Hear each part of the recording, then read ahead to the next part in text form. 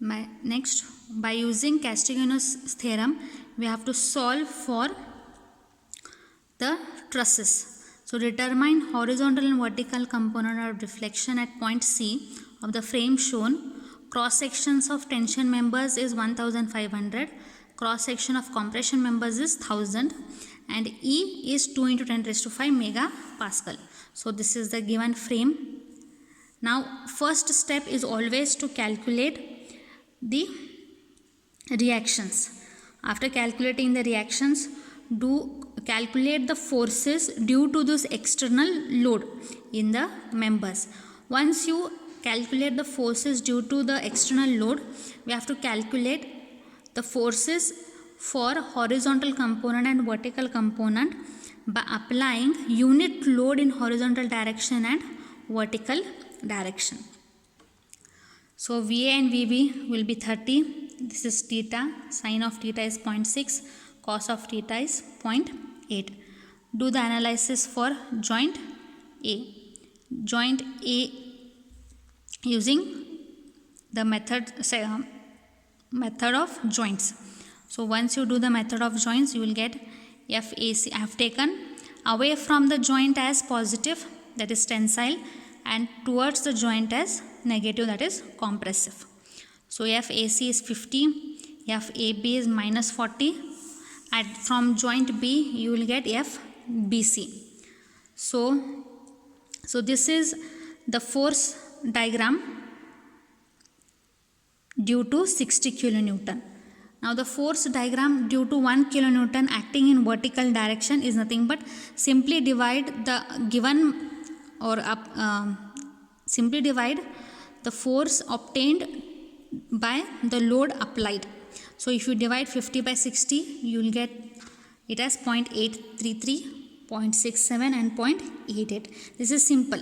Just divide the obtained answer by the applied load for the vertical direction. In whichever direction the load is applied, in that direction, for 1 kilonewton load, the answers will remain same. So this is your force diagram for vertical component. Next, he has also told you to calculate for horizontal component. Now for horizontal component at point C, apply a horizontal load of 1 kilonewton. Then the steps remain same. Again calculate the reactions at RA and RB. Then calculate the forces at joint A and joint B.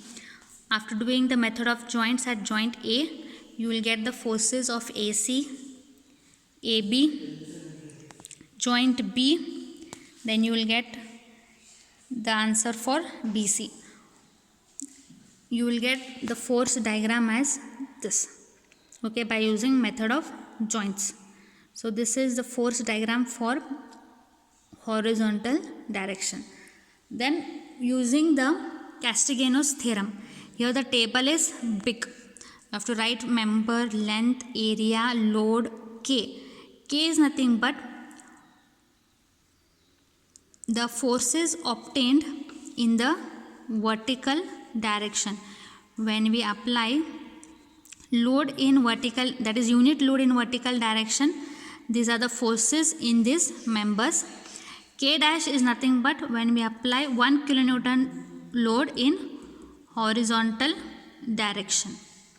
Okay, K is nothing but forces when we apply in vertical direction. K dash is nothing but forces in the members when we apply the 1 kilonewton in horizontal direction. So AB, the length is 8 meters, 5 meters, 5 meters. Area, now this area depends upon what kind of forces in the actual member it is. Now AC is positive, so it is a tensile member. AB is negative, that is it is a compressive member. Don't look for this horizontal and vertical forces. It is due to actual applied load. What is the type of member, that is whether it is a tensile member or a compressive member, it depends on that. Depending upon that, you have to apply the area factor for it, whether it is 1000 or 1500. So these K values are given by the force diagram due to vertical component. So you can check here. This is compressive minus 0.6, so it is minus 0.67. This is tensile, so here it is tensile. Now this is the summation of PKL divided by area. It is nothing but delta. It is deflection in AB member due to applied load in vertical direction. Similarly in AC, similarly for BC. When I take the summation of all these deflections in the member, it will give me total vertical deflection. Same thing I have to do for horizontal direction also. This is for horizontal direction. Multiply load. Here the load is 1 kilonewton. Keep in mind this is 1 kilonewton. Sorry, it is given load 60. So this is 60. Okay, it is capital P, not small p. Small p is 1 kilonewton. Here capital P is 60 kilonewton. So once when you solve for this, you will get the summation as 491.1.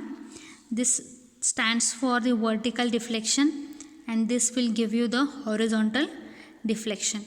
When you divide it with the Young's modulus, you will get the answer as 2.45 mm, and for horizontal deflection you will get it as minus 0.8 mm.